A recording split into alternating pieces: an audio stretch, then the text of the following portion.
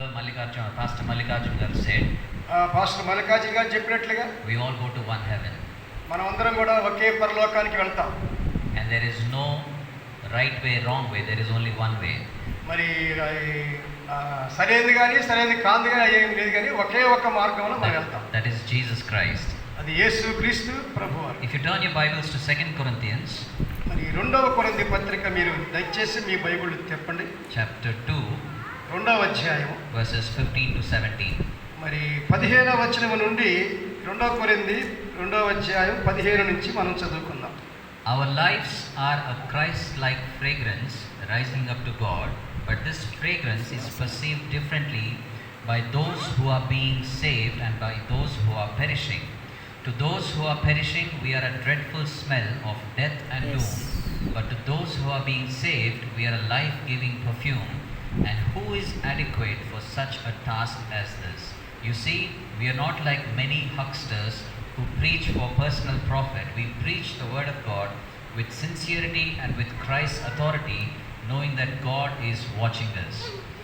రక్షించబడి వారి పట్లను నశించే వారి పట్లను మేము దేవునికి క్రీస్తు సువాసనై అన్నాం. నశించు వారికి మరణార్థమైన మరణపు వాసనగాను రక్షింపబడే వారికి జీవార్థమైన జీవపు వాసనగాను ఉన్నాం. కాబట్టి ఇట్టి సంగతులకు సారినవాడేవాడు.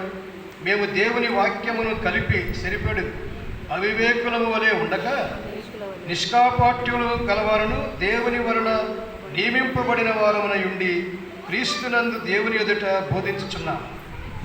When we preach the word of God, మనము దేవుని వాక్యాన్ని బోధిస్తున్నప్పుడు one thing we have to remember is మనం ఒక విషయాన్ని జ్ఞాపకం పెట్టుకోవాలి. there will be people, two kinds of people in the congregation.